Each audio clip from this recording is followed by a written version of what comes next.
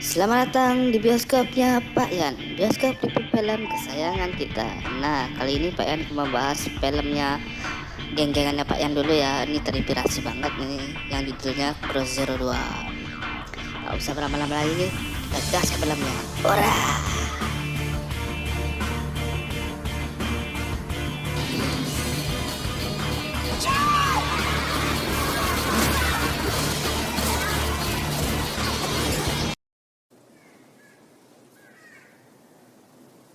Setelah mengalahkan Serizawa di film Cross Zero pertama, Genji terus-terusan mencoba untuk menjatuhkan Grindamen, entitas terkuat di sekolah mereka yakni Suzuran. Meskipun Genji sudah menjadi penguasa Suzuran yang baru, ia belum benar-benar puas jika ia belum mengalahkan Grindamen. Dengan mengalahkan Grindamen, Genji berpikir jika ia bisa menyatukan Suzuran secara utuh. Lalu scene berlanjut dengan memperlihatkan seorang alumni Suzuran bernama Kawaishi yang baru saja keluar dari penjara.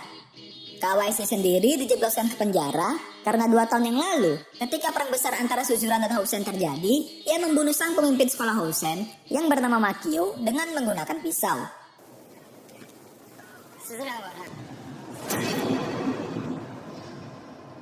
Karena tragedi itu, kini Suzuran dan Housen telah menyepakati perjanjian damai agar kedua belah pihak tidak saling berperang lagi. Kawaishi yang menyesali perbuatannya memutuskan untuk mengunjungi makam Makio. Tak lama kemudian, para murid Housen datang ke tempat itu. Mereka ingin melakukan aksi balas dendam kepada Kawaishi atas pembunuhan yang ia lakukan terhadap Makio, sang ketua Housen. Kawaishi yang kalah jumlah memilih untuk lari dari mereka. Aksi kejar-kejaran pun terjadi hingga mereka sampai di markas Serizawa dan kelompoknya.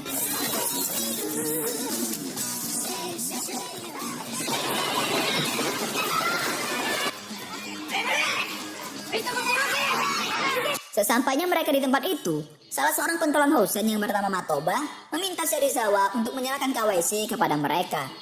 Namun Serizawa menolak. Di saat bersamaan, Genji dan kelompoknya yang melihat ada keramaian memutuskan untuk datang menemui mereka. Karena mereka tidak mengetahui jika ia adalah pemimpin Suzuran yang baru, Genji pun langsung menghajar murid-murid Housen. Jika sang pemimpin Suzurannya lah yang melakukan penyerangan, tentu saja membuat pihak Housen langsung membatalkan perjanjian damai di antara mereka. Oleh karena itu, cepat atau lambat, Housen dan Suzuran akan kembali melakukan peperangan seperti dulu lagi. Setelah Housen pergi, Kawaishi dengan gelagat tak bersalahnya malah langsung pergi meninggalkan mereka.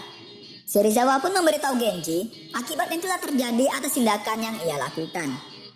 Di sisi lain, Narumi, sang pemimpin Housen yang sekarang, berencana untuk melakukan penyerangan terhadap Suzuran. Di tengah pembicaraan, tiba-tiba datang seorang murid bernama Washyogota. Ia adalah mantan murid Suzuran yang ingin pindah ke sekolah Housen. Baru saja datang, Wasyo langsung ingin menantang Narumi. Namun ia hanya bermulut besar dan bisa langsung diatasi dengan mudah oleh murid-murid Housen. Wasyo yang ada gila-gilanya ini ingin membalaskan dendamnya kepada Suzuran karena ia tidak bisa menguasainya dulu.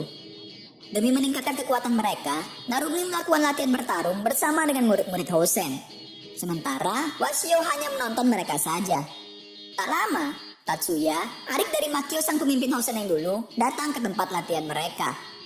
Narumi mengajak Tatsuya untuk menyerang Suzuran demi membalaskan dendam kakaknya. Namun Tatsuya menolak, karena ia menganggap jika mereka tidak akan menang melawan Suzuran. Di tempat lain, Kawaishi yang baru saja keluar dari penjara, memutuskan untuk datang menemui kenalan lamanya, yaitu Ken. Seorang mantan Yakuza yang dulunya merupakan mentor Genji di Cross Zero pertama. Saat ini, Ken sedang berpura-pura mati dan bersembunyi di sebuah daerah terpencil. Alasannya, karena Ken merasa jika ia sudah banyak melakukan kesalahan yang tidak bisa dimaafkan ketika dirinya masih menjadi Yakuza dulu. Sementara itu, kelompok Serizawa menawarkan bantuan kepada Genji agar mereka bisa ikut bertarung melawan Housen nanti. Mereka tahu jika hanya dengan kelompoknya saja, Genji tidak akan menang melawan Housen. Namun, Genji terlalu meremehkan sekolah itu dengan mengatakan jika GPS kelompoknya sudah lebih dari cukup untuk menghadapi mereka. Beberapa hari kemudian, Makise dan Chuta mencoba untuk merekrut anggota demi menambah kekuatan tempur GPS. Tetapi sayang, tidak ada yang memperdulikan mereka. Kemudian, Makise ditelepon oleh gebetannya yang ingin mengajaknya pergi berkencan di tepi sungai esok hari. Di suatu malam, Mikami bersaudara memutuskan untuk keluar dari kelompok Serizawa dan bergabung dengan GPS kelompok Genji. Sebab kelompok Serizawa sudah dikalahkan oleh Genji. Namun Serizawa tidak marah dan menyerahkan keputusan itu kepada mereka berdua. Keesokan harinya, Mikami bersaudara telah resmi bergabung dengan kelompok Genji. Saat Genji dan pasukannya sedang menyusun rencana untuk menyerang Housei, Makise malah tidak datang ke pertemuan itu. Makise lebih memilih untuk berkencan dengan gebetannya. Sebelum pergi, ia membeli sebuah pengaman untuk melancarkan aksinya.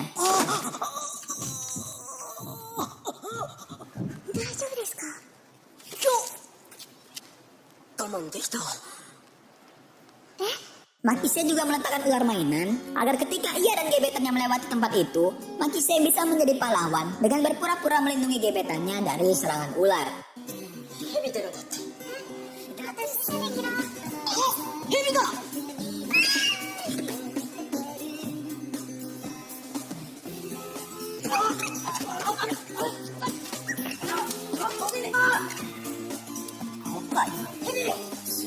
Semula rencana Makise berjalan cukup lancar, hingga sampai ia akan melakukan mantap-mantap dengan gebetannya. Chuta beserta teman-temannya datang dan membuat Makise malah membocorkan rencananya sendiri.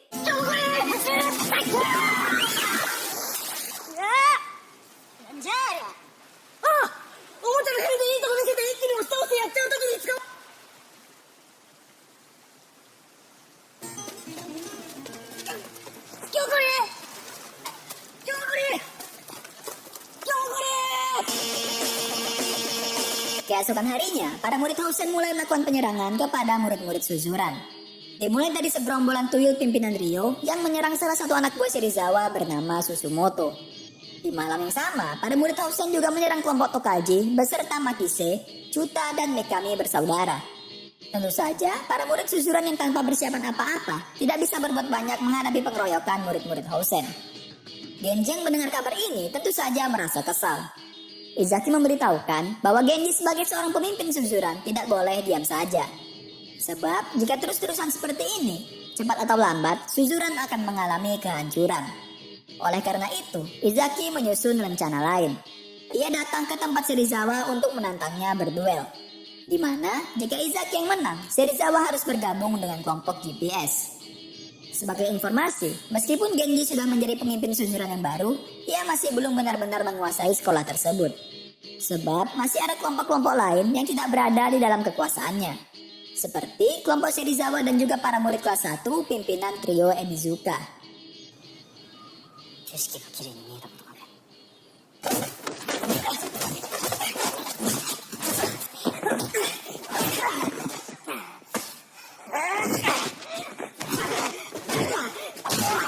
Pertarungan antara Izaki melawan Serizawa awalnya terlihat seimbang. Namun mulai dari pertengahan hingga akhir, Serizawa tampak mengungguli Izaki dan berhasil membuatnya tumbang.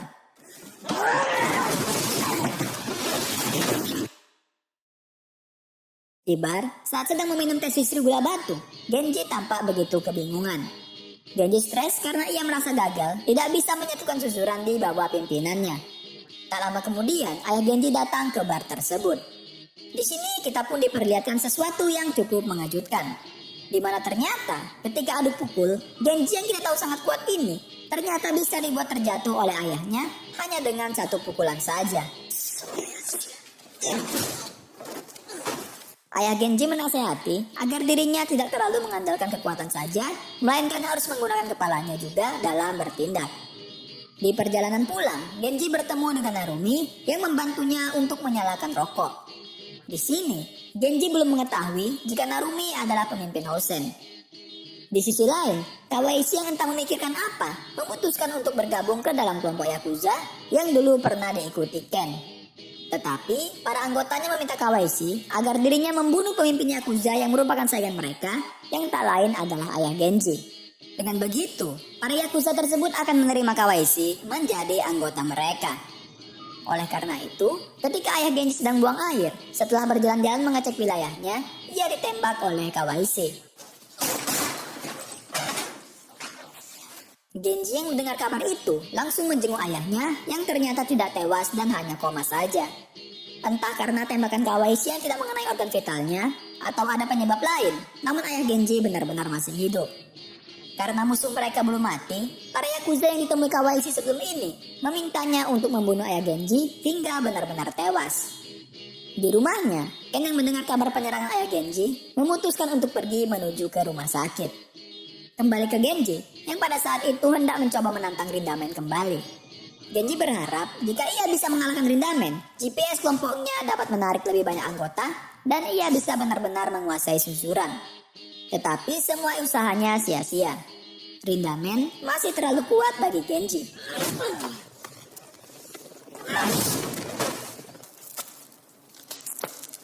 Bahkan Serizawa yang melihat pertarungan itu mencoba menghentikan Genji sebelum ia terluka lebih parah lagi. Genji yang sudah babak belur pada akhirnya harus tumbang di hadapan Rindamen. Malam harinya Genji pun tersadar.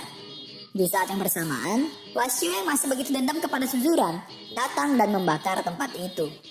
Lewat pematik yang mereka temukan, Tokyo dan Serizawa memberitahukan Genji jika Housen lah yang membakar Suzuran. Keesokan harinya, murid-murid Housen memarahi Wasio atas tindakan yang sudah ia lakukan tadi malam. Namun Wasio beralasan jika ia tidak melakukan hal itu, pihak Suzuran tidak akan melakukan perlawanan balik atas penyerangan yang sudah Housen lakukan beberapa hari yang lalu. Tak lama kemudian, Genji dan teman-temannya datang ke sekolah Housen.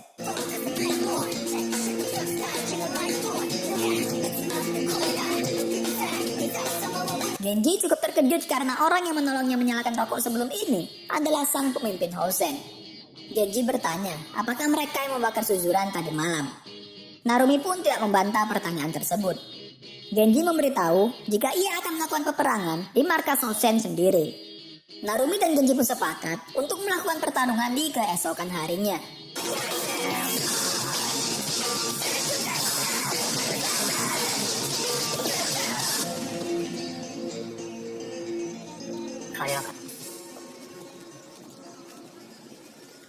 GPS yang masih kekurangan anggota mencoba untuk merekrut murid-murid kelas 1 pimpinan Hiromi dari kelompok trio Ebizuka.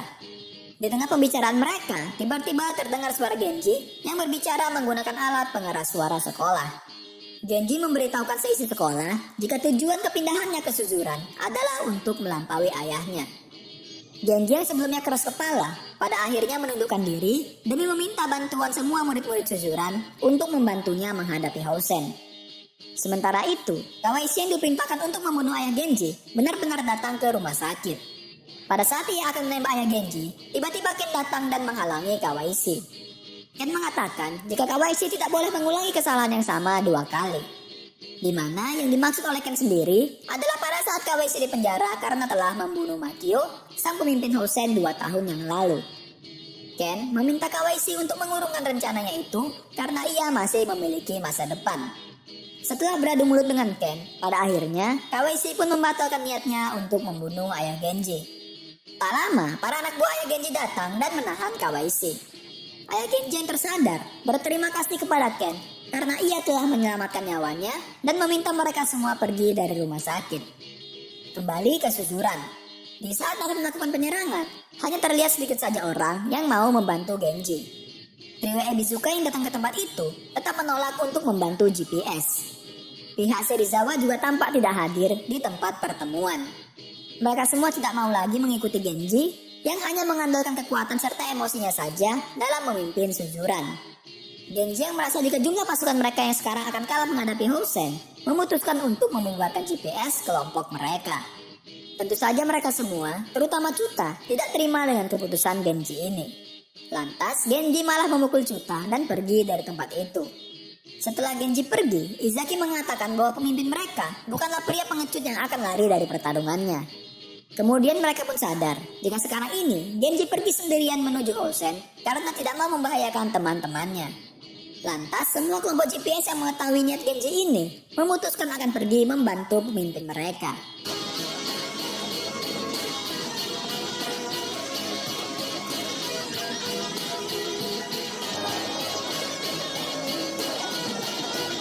Setelah berjalan cukup jauh, Genji pun sampai di Housen seorang diri.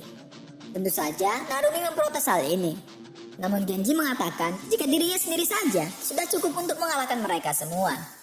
Kemudian Genji pun berlari menghadapi pasukan pentol korek berjalan sendirian.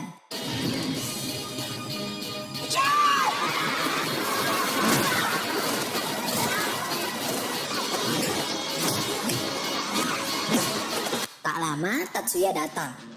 Tatsuya mengatakan jika Genji datang sendirian, seharusnya Narumi menyelesaikan pertarungan mereka 1 lawan 1. Namun Narumi mengatakan jika Tatsuya terlalu naif.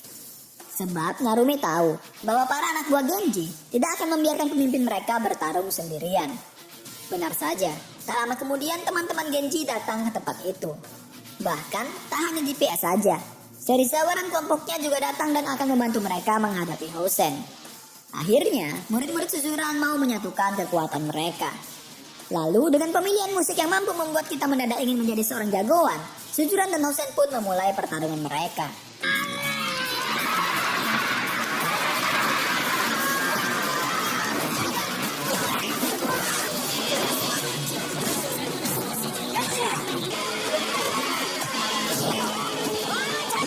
Setelah melewati pertarungan di lapangan, Genji dan teman-temannya langsung menerobos masuk ke dalam gedung sekolah Housen. Sebab Narumi sudah menunggu Genji di atap sekolah. Dan di sanalah mereka nantinya akan melakukan pertarungan 1 lawan 1 sebagai sesama pemimpin. Makise yang terdorong dengan lautan pendal korek malah berjumpa dengan Narumi yang sedang makan siang. Pertarungan pun tidak terhindarkan lagi di antara mereka berdua.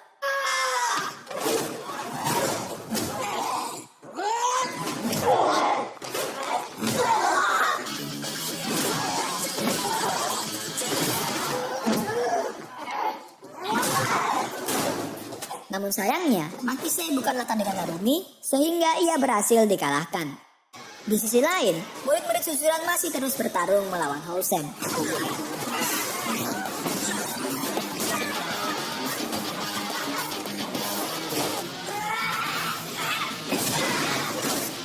Sementara itu, Genji dan Serizawa yang ingin naik ke atas gedung dihadang oleh salah satu anak buah Narumi yang bernama Ryo. Bagi yang lupa, Ryo adalah petarung kuat yang bisa mengalahkan Susumoto, anak buah Serizawa beberapa hari yang lalu, dengan cukup mudah. Akhirnya, Serizawa pun memilih menghadapi Ryo. Sementara Genji dibiarkan naik untuk bertarung 1 lawan 1 melawan Narumi.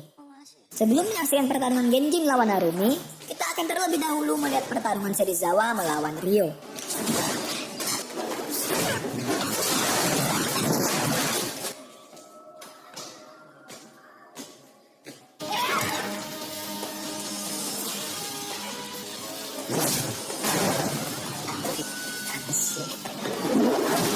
Kembali ke atap, tempat di mana Genji dan Narumi sedang melakukan pertarungan sengit.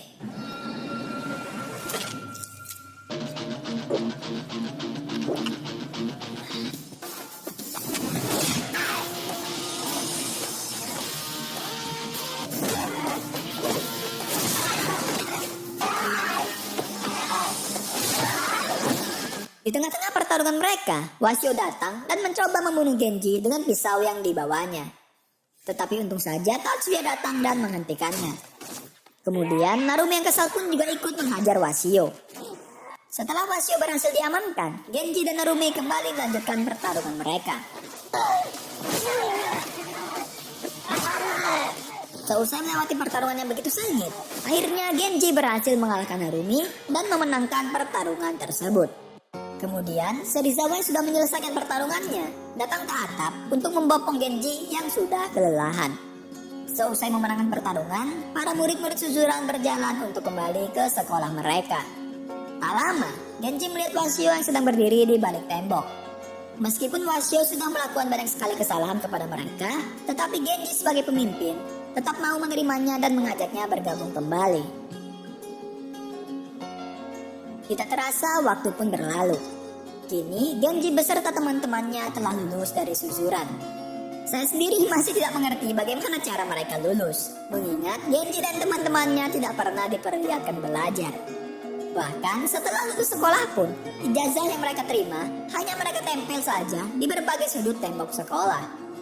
Sebelum lulus, Genji kembali mencoba untuk mengalahkan Rindamen. semua murid-murid Suzuran tampak menyaksikan pertandingan mereka.